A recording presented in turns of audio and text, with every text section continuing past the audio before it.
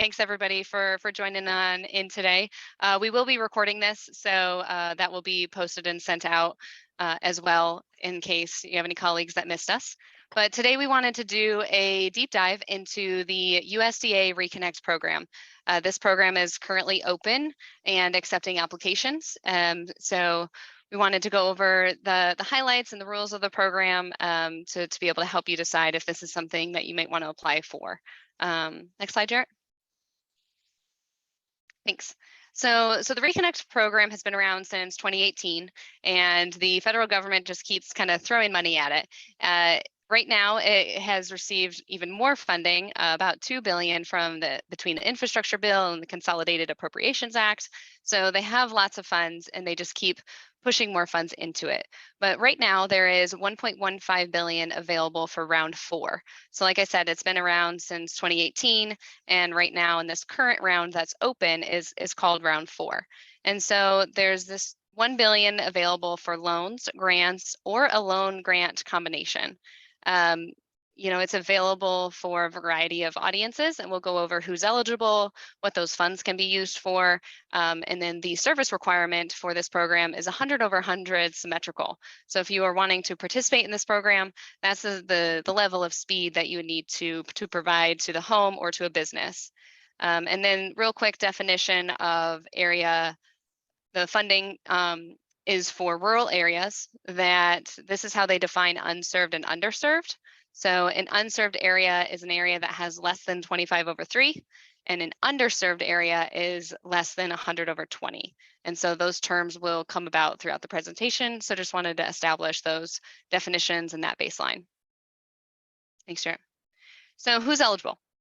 So there's a variety, like I said, a variety of different groups that could be eligible to apply to this program. You could be a state or a local government, a municipality, a county, any sort of state government entity, a tribal entity, as well as nonprofits, cooperatives, associations, for-profits, LLCs, and then a partnership of 2 or more of those entities above are eligible. Cooperation and partnerships are encouraged by the USDA as well as the NTIA and any of these grant programs that are going on. But the ReConnect does have specific rules that you cannot have co-applicants. Only one entity will be eligible to be the primary applicant. Both entities, will be required, and there'll be paperwork to be able to guarantee the award, but you can only have one main applicant. But again, for-profits, LLCs are eligible entities for this program.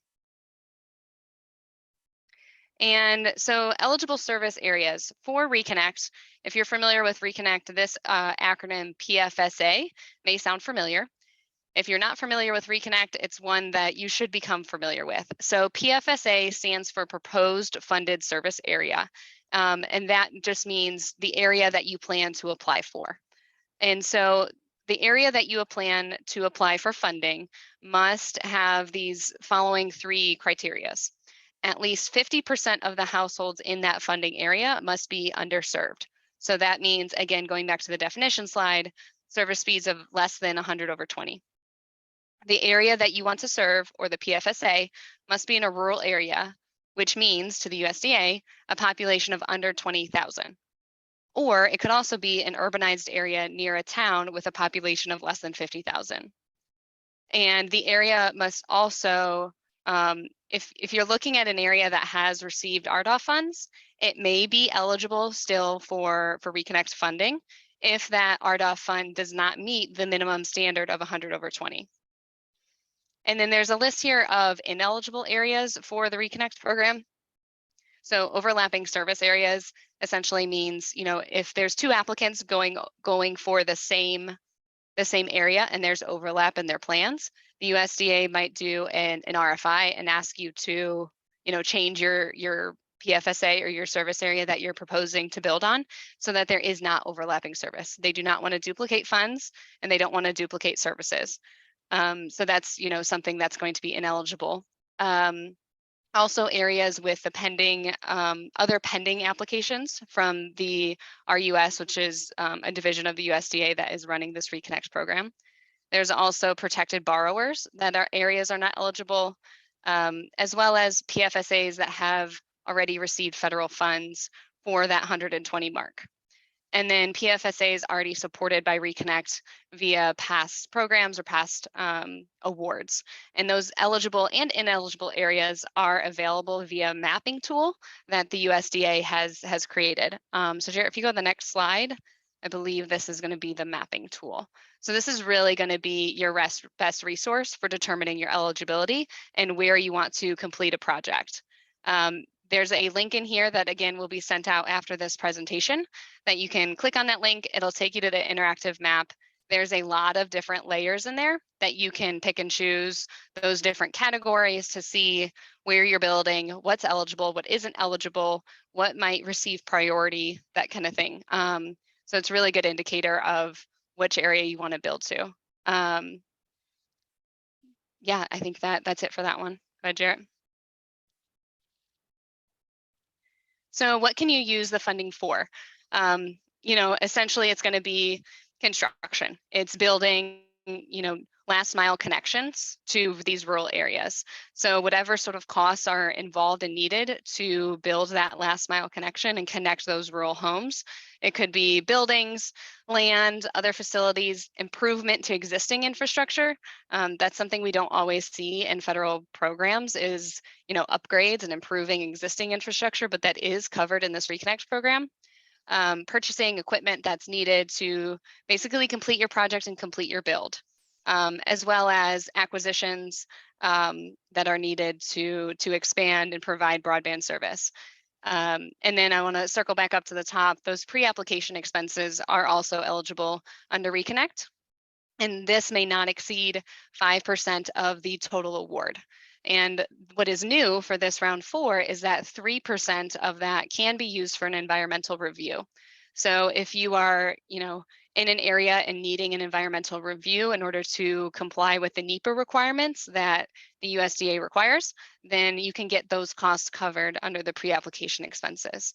And then as well as if you need assistance with your application, this is obviously a service that we provide and can help with, and that can be covered under those pre-applications expenses as well. With a caveat being, you have to include it in your first request. You can't request it later. It needs to be included in your budget from the very beginning. And then last note here is if you applied to round 3 and you're reapplying to round 4, which there are a handful of companies out there that might be doing that, then those pre-application expenses that you use for round 3 can, up to the USDA's discretion, be used to cover this round 4. And so that's something to keep in mind too, as you're looking at this ReConnect program. If they're doing this for round 3, they likely will be continuing this pattern for round 4, round 5, and round 6. We'll get to it on the timeline slide, but round 5 and round 6 will also be happening here in the very near future. So what you invest now in this current round, may be applicable for future rounds. Hi, Jarrett. Next slide. So some of the program requirements you can see are listed here. Obviously, your project must be technologically feasible and doable. They are going to have engineers reviewing your plans to make sure that they're technologically sound. They also want to see that you're accounting for all costs involved.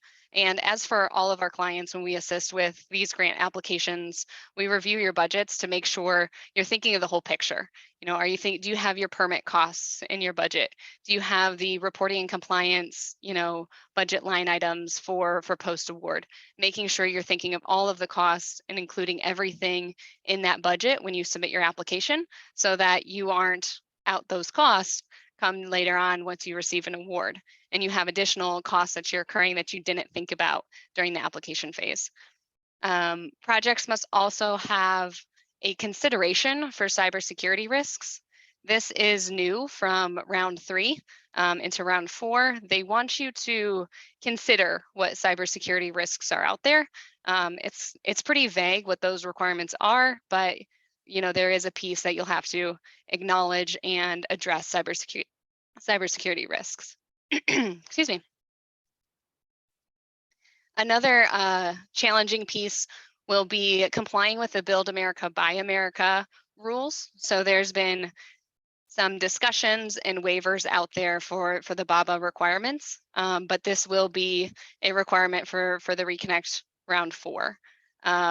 If you are on tribal lands, then you will also have to request a tribal resolution of consent, and there will be additional paperwork involved there. The other piece I want to mention is Davis-Bacon. Davis-Bacon rules will apply to this program as well.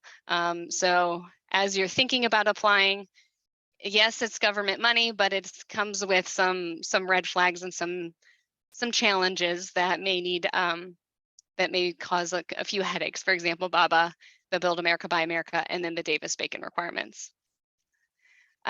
So projects for ReConnect must begin within 180 days of receiving the funds and then be fully built and operational within 5 years. So that's sort of the timeline you want to think about as you're building a project. It needs to be constructed and operating and moving and connecting homes in 5 years. There is a 25% cash match required for the grants, and we'll talk in detail a little bit more about that in the next couple slides. And then, like I said in the beginning, this is new for round 4. You must provide a service of 100 over 100 symmetrical simultaneous service. And also, if you win an award, you will be required to participate in the FCC Affordable Connectivity Program. And that is the subsidy program provided by the FCC to provide a discount on your monthly broadband bills to those low income subscribers that you might have. But that is a new requirement for round 4. Thanks, Jarrett.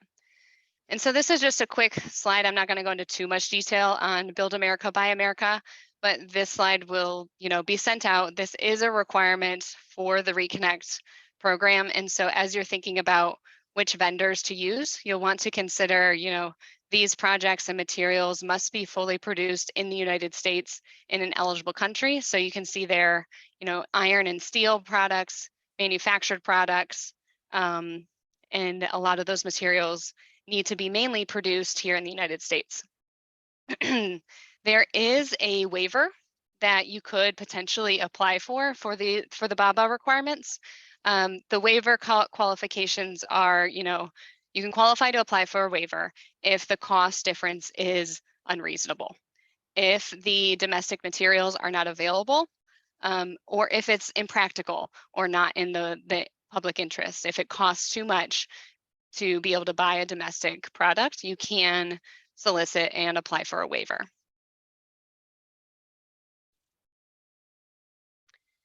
And so some of the priorities of this program are obviously the unserved and the underserved areas. So, first is going to be unserved. So that's less than areas that are receiving less than 25 over 3. Second priority would be underserved, less than 100 over 20. And then they're also looking at community anchor institutions. That seems to be a theme throughout these broadband programs, as they want to see connection happening to community anchor institutions. And applications are going to be weighted by, you can see there, a variety of different categories. So level of existing service, who the local applicants are, low density areas that are very rural, if you are providing a commitment to be net neutrality, wholesale broadband services, and this is the labor standards of your project connects to those Davis-Bacon rules and requirements. And so they're going to want to see projects that are funded through public-private partnerships. Again, this is sort of a theme we keep seeing throughout all of these broadband programs. They like the public-private partnerships. They like the agreements. They like having the local community on board and supporting your project. But like I said in the beginning, you can only have one main applicant, but still having those letters of support or a partnership or some sort of funding from the county or the state will, look favorably upon your application. And they will also look favorably upon applications or projects where federal funding will not exceed 50% of the total cost. So in translation, if you can provide a 50% match to your project, they're really going to like that.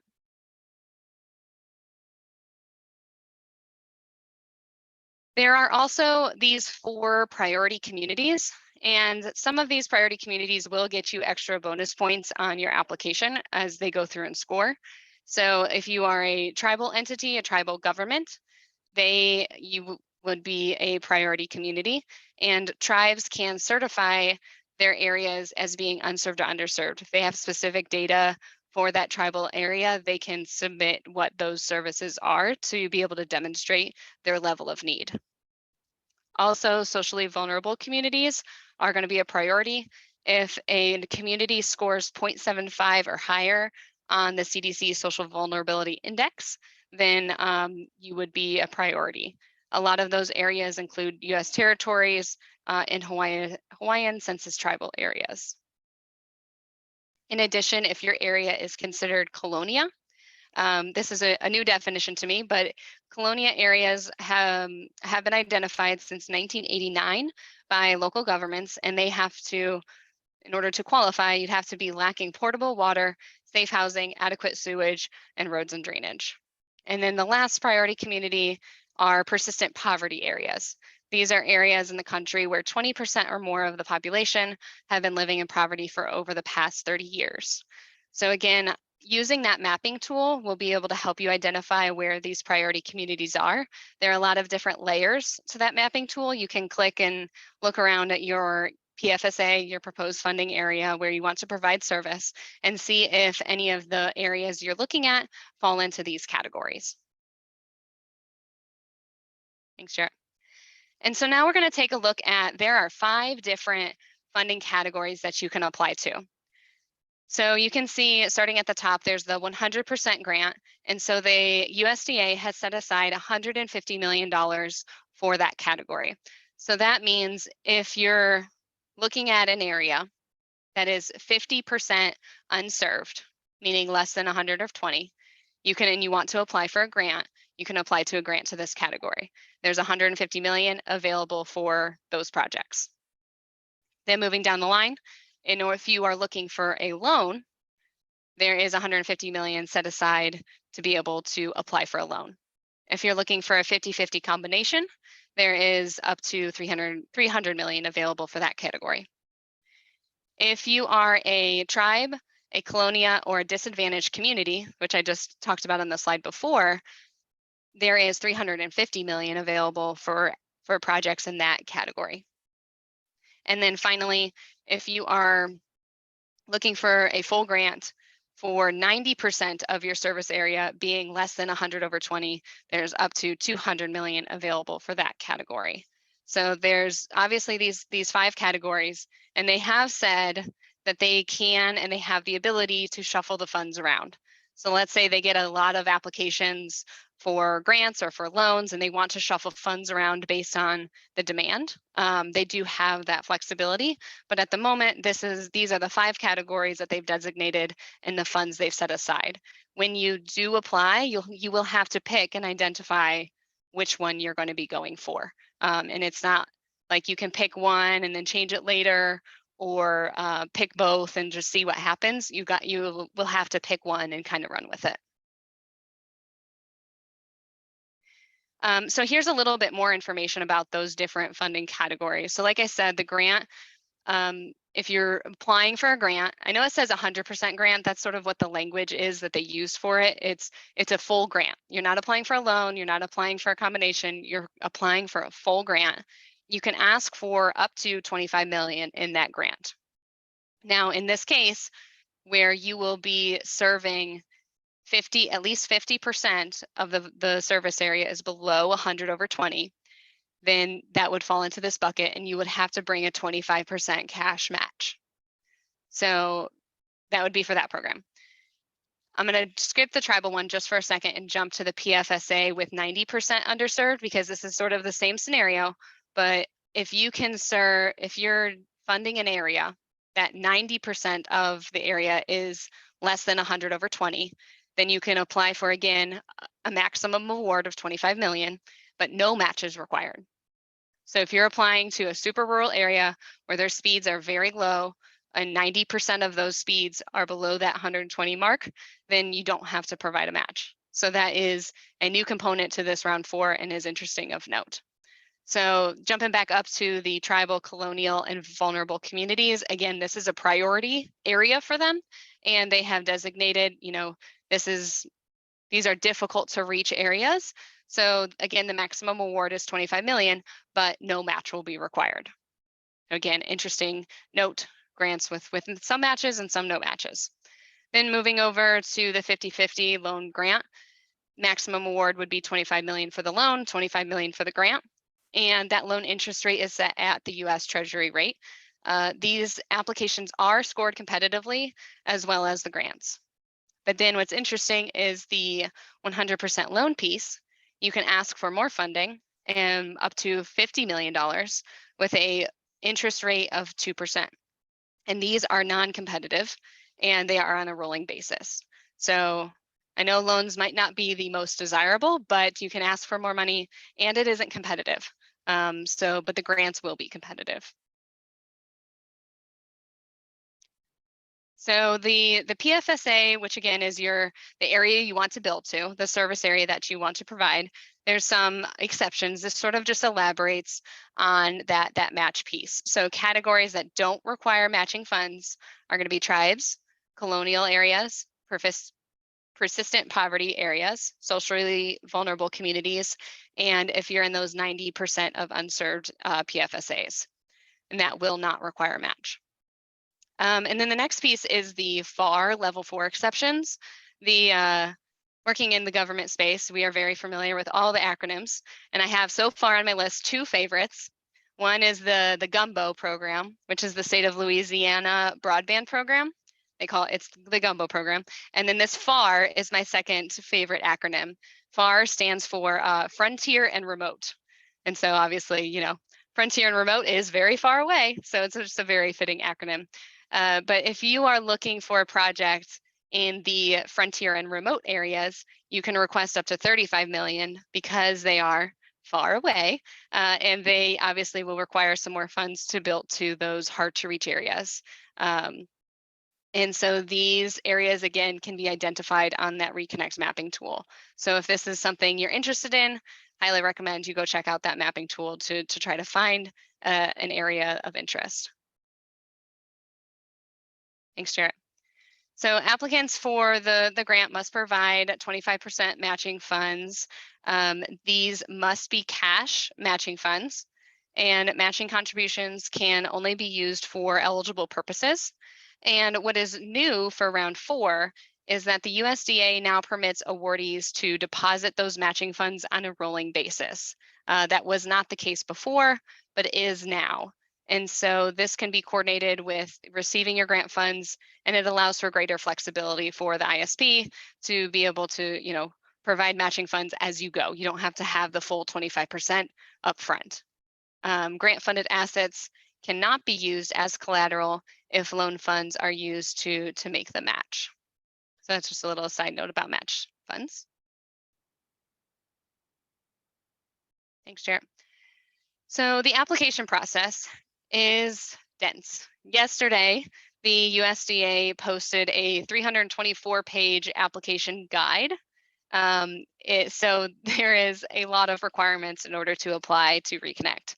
So as you can see on this slide, this is just high-level overview. There are a lot more details that go into it, but we'll just try to keep it high level for now.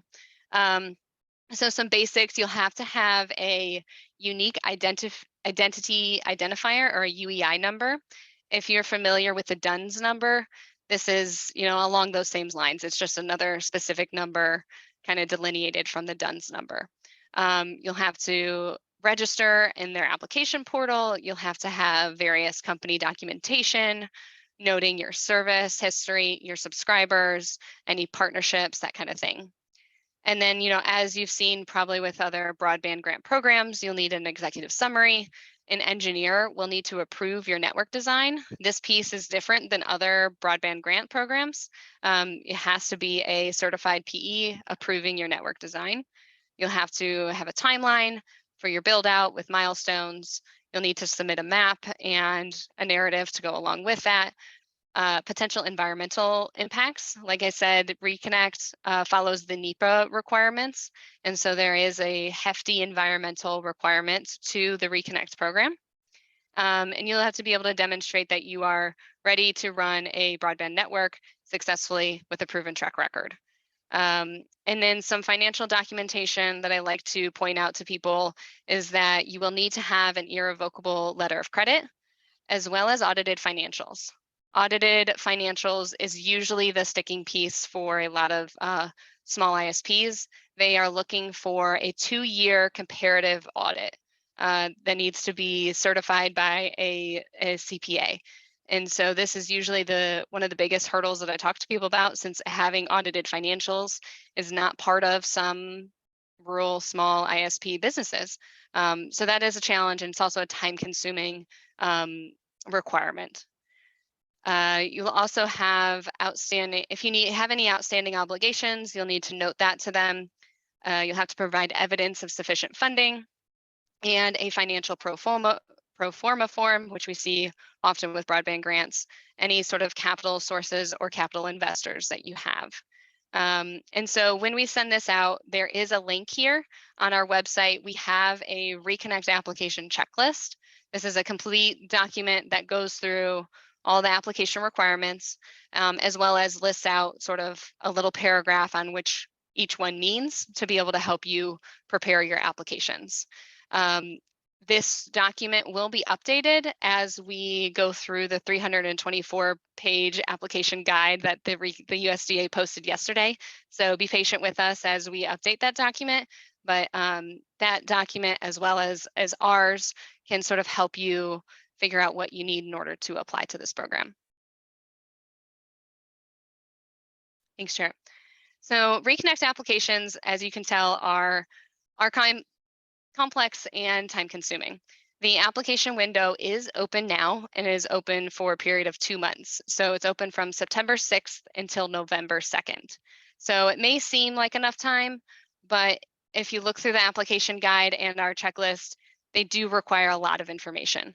So I just want everyone to be aware of the things that, that you will have to face if you are considering applying to this program. I think it's a great program, but there's just a lot of hoops that come along with it, and rightfully so. They're spending our taxpayer dollars to be able to build out these broadband networks. We want to make sure the money is being spent wisely.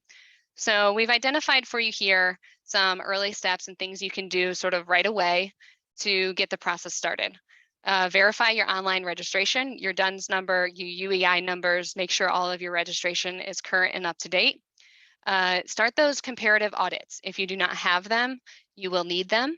So start them today, because they do take time.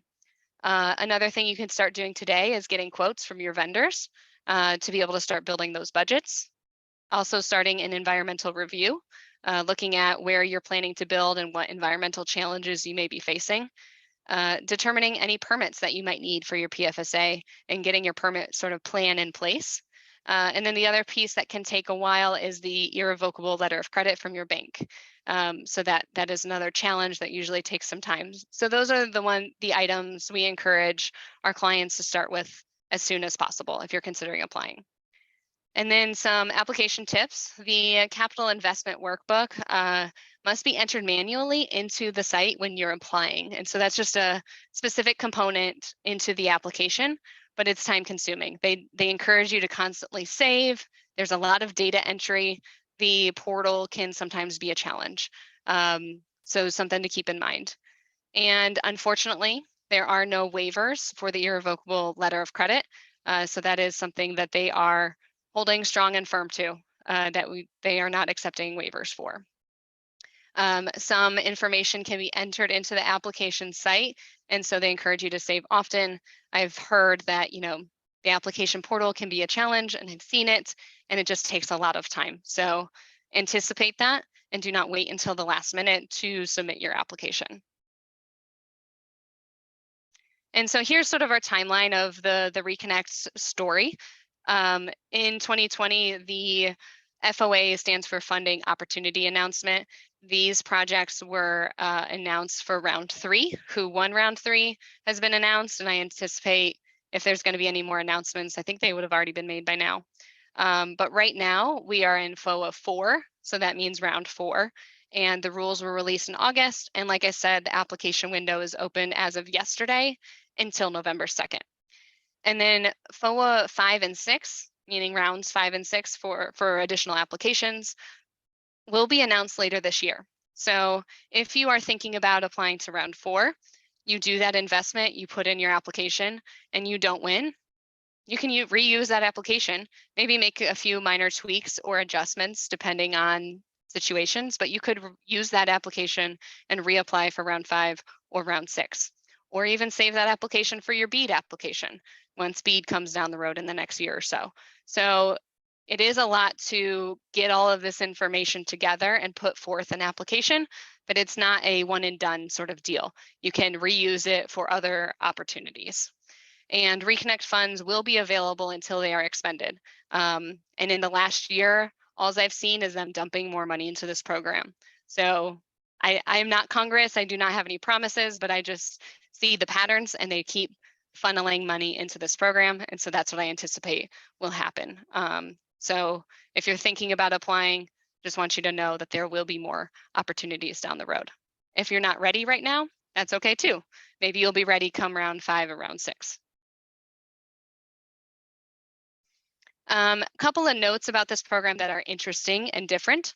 There will be a public notice filing. So when you apply, the USDA will identify who the applicant is, the areas that they intend to serve, the type of award that was requested, if it's a grant or a loan, and the number of households without sufficient broadband access, and a list of those census blocks that are intended to be served if this project wins in their application.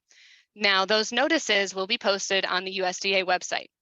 And then other existing providers will have 45 days to respond and sort of object. They can go in and raise their hand and say, no, I'm already providing service at this speed to these residents. So this is sort of the 45-day window that you can go in and say, if you're already providing existing service to those areas. In addition, the service area validation, or the SAV, is where the PFSAs that receive a public notice, they will be checked to confirm the 100/20 service in those areas that you're applying to. And they're going to validate the information that you submit on your application. So the review process is extensive for this program. Once you submit an application, they're going to go out there and confirm the speeds at those areas that you are proposing to serve to. They also have this management analysis profile where they evaluate the strengths and weaknesses to ensure that awardees will be prepared to fulfill the terms to their award. So once they may go out and check your facilities and check all of your technology to be sure that it is up to the technology standards that will be able to provide that 100/100 symmetrical service. So there is a lot of validation that goes into reviewing your applications. And so next, I just want to point out the compliance and recording requirements that will happen shall you win an award. Reports are going to be required during the award period, so that 5 years where you are doing your project. You'll have these reporting requirements listed here. So quarterly, you'll have to provide financial and compliance documentation, post-award financial audits, as well as identifying your service area, which services you provide, and to which locations. And so it's going to be very important that you allow access to the USDA, to your broadband system, all your records and documentation, and they must be up to snuff to the USDA standards. So we like to tell our clients this in the beginning so that from the start, you are documenting, keeping organized, keeping all of your quotes, your POs, your invoices, all of your documentation, all the finances that you're spending on this project are organized, all in one place. You don't lose them. You need them for years and years to come. If you've never received a federal grant, this is sort of typical, but there are a lot of compliance components that you'll want to keep track. You want to keep track of so that you stay within the rules of the program. Next slide, Jarrett. I think this is post-project. So after the 5 years, you've completed your project, there's still reporting and compliance documentation requirements that will need to go on throughout the life. So if you are applying for a loan, these reporting requirements will go on until the end of the loan period. If it is for a grant, it will be the economic life of the facilities built by that project. So You'll have to complete quarterly, again, that financial and compliance documentation. And again, the service area, we'll have to complete that one time at the end of your project. And then what is interesting, and other programs don't necessarily have this, is for 3 years after the completion of your project, you'll have to report what services you're providing, at what speeds, to which locations, that kind of thing. So lots of reports, compliance, documentations.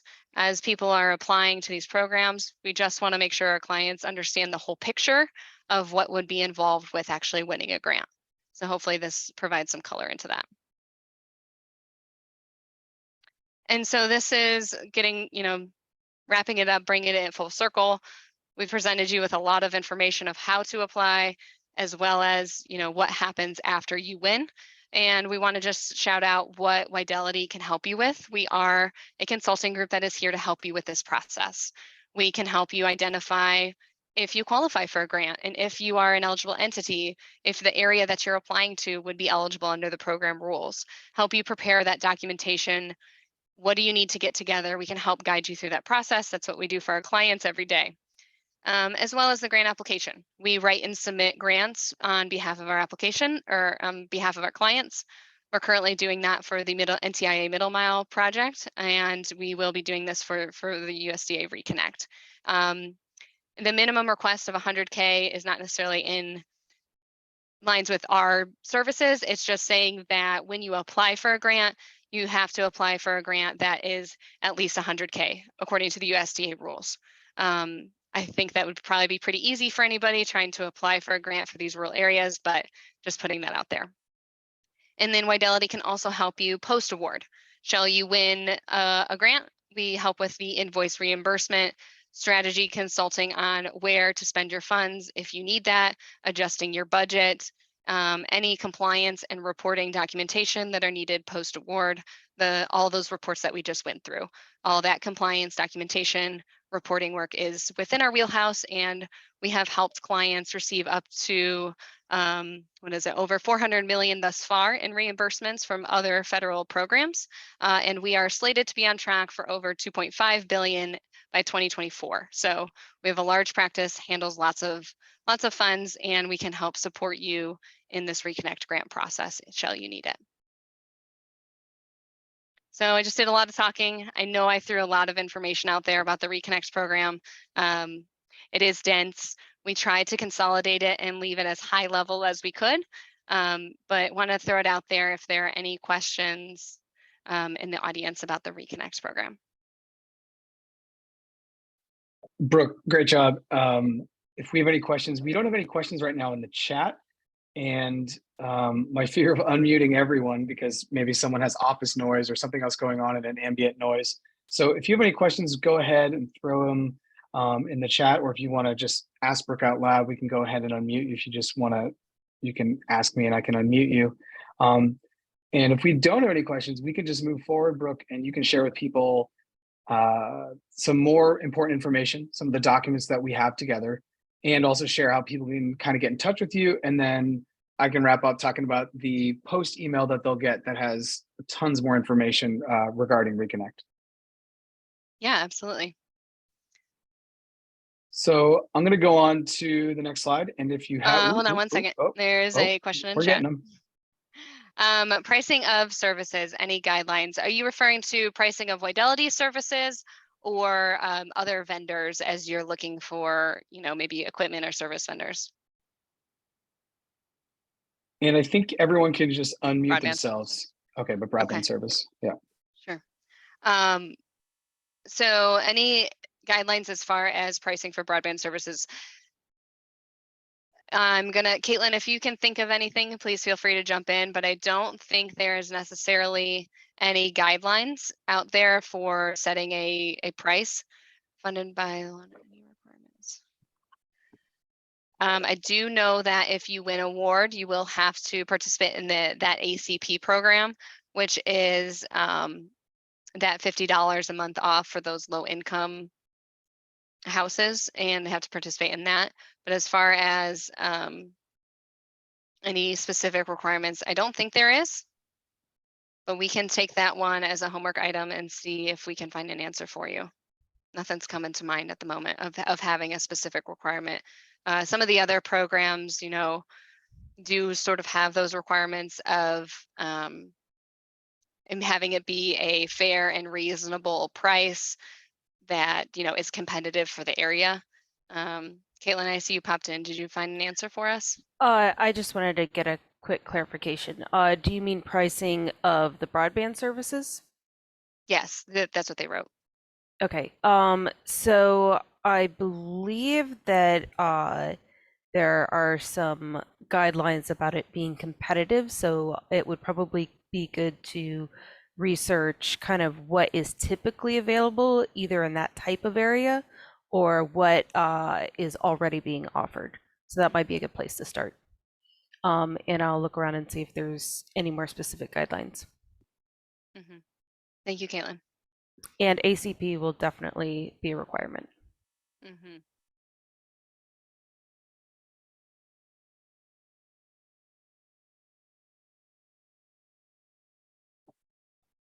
We have another minute if anyone else has any other questions they can think of.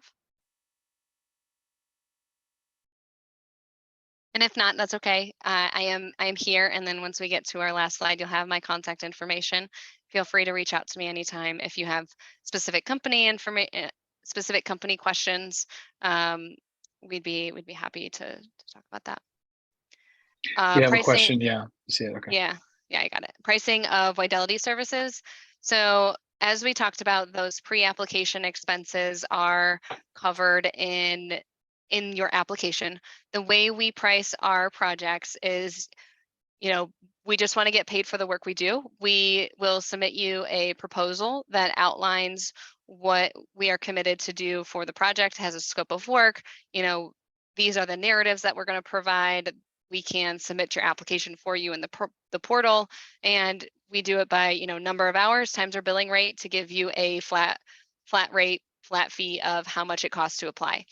There are other grant writers out there that ask for, you know, 2 to 5% of your award amount, and that's how they get paid. We don't operate like that.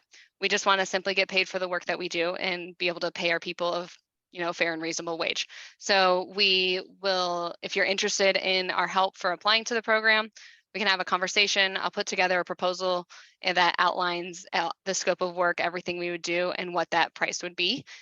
Shall you win, those costs will be covered. We put them into the budget for you so that they are covered as a pre-application expense. And shall you win, you would get reimbursed those costs. That is our ultimate goal, to get you reimbursed so that, you know, your net cost is a zero. But if you do lose, you know, I understand you are out those costs. We still have to pay our people and keep our lights on. Just, you know, that kind of thing. So unfortunately, we do not have a contingency, but that is how we operate. Brooke, you see the other question about is there a timeline on the application process? Yeah, so applications for round 4 are due on November 2nd. So that is our current operating timeline for round 4. So if you're interested in applying, applications will be due no later than November 2nd. Like I said, the portal can be a nightmare, to put it gently. So we encourage application information to be entered as soon as possible, and applications to be started. Now, also goes with the fact round 5 and round 6 have not been announced yet. So if you are not ready to meet that November 2nd deadline, there is opportunity for round 5 and round 6 in the next couple of months later this year. And if you want to know more about what happens to your application after the submission deadline, generally what's going to happen is you go to the submission deadline, and then immediately afterwards there will be a RFI period where RUS will send out questions, get clarifications, usually give you an opportunity to make minor adjustments if your eligibility isn't quite on target. And then they will go into the final selection process, and then they will announce the winners of the award. Yep, thanks for clarifying that, Caitlin. It's perfect. If there are no other questions, and you can feel free to continue to put them in the chat, we may have a little bit of time at the end I'm going to go on to the next slide. And Sure. we have 2 more slides with some information about requirements and also how to get in touch with Brooke. Will you be at WISPA? That seems like an easy one to answer. No, I don't have WISPA on my conference schedule. I am going to be at the CCA conference in Portland, Oregon in a couple weeks, but I do not have WISPA on my list. Maybe we will look into it. Go here. Sure. So as we will send this out and you will have these links to be able to click on and utilize, but here are some resources we pulled together for you. That mapping tool that I've referenced a couple times now, the USDA ReConnect webpage, if you want to look at the USDA site to get all of the information that we've condensed for you here. There are a lot of webinars that the USDA holds almost on a weekly, almost daily basis. So those webinars are all recorded and you can go back and watch them and learn all you need to know about the ReConnect program. And then that 324-page application guide is also linked there if that interests you. We also wanted to include the note about cybersecurity since that is a new requirement for round 4. These are 2 resources that the USDA is directing people to for cybersecurity education and planning. So if that is a component you aren't familiar with, you can check out those 2 resources to be able to learn more about the cybersecurity kind of general requirements. And then we have a link here to our widelity.com/funding page. We encourage people to go check that out for our ReConnect resources.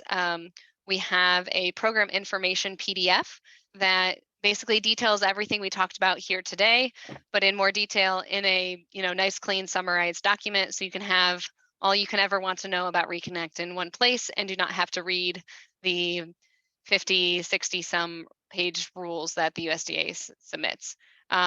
We will be updating those documents as we go through that application checklist. So please follow us on LinkedIn to be able to receive those updates. And then the last slide, thank you, Jerry, is our contact information and what to do next. So I know a lot of this information can be overwhelming. Where do you start? Well, in my opinion, this is where you start. Confirm your eligibility.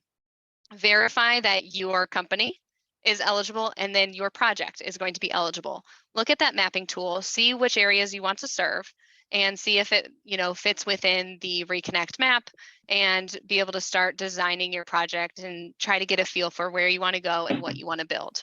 And then the second step is start preparing your documentation, especially those documentation pieces that take a long time. So that 2-year comparative financial audit, requesting quotes from your vendors and gathering your financial and service history, all of those documentations, that irrevocable letter of credit, all of those documentations that take sometimes months to get together. If you want to apply by that November 2nd deadline, they need to be compiled and get the process moving on those as soon as possible. And then also the last thing is using our resources. Go to our website, watch our feed for any sort of updates, and we'll be sending you, like Jarrett said, after this webinar, we'll be sending you a lot of resources. Take a look at those, really digest the materials. If you have any questions, please feel free to reach out to me. In this, there's also a link to my calendar. You can find a time on your calendar that's convenient for you, schedule it, and I'd be happy to meet with you and talk to you about your individual situation and see how we can help you. So that is it. I want to thank everybody for coming. We know your time is valuable. Greatly appreciate you being here. Thank you for your great questions. And we will be sending out this information here in a couple of hours. Yes, thank you so much, everyone. As Brooke said, we're going to follow up. What you're going to get is you're going to get this slideshow in a PDF. We're going to send you the YouTube link. We're going to send you the Brooke's calendar link, which is super important. If you want to talk to her, it's the easiest way. Just click that, and within a couple clicks, you can get on her calendar and talk to her. And we're also going to send you a link to our next webinar, which is going to be in October. So that's exciting. So be on the lookout for that, probably by end of day. And thank you everyone for coming. And if you're watching this on YouTube, go look in the show notes. We'll have all of those links there as well. So thank you. Awesome. Thanks, everybody.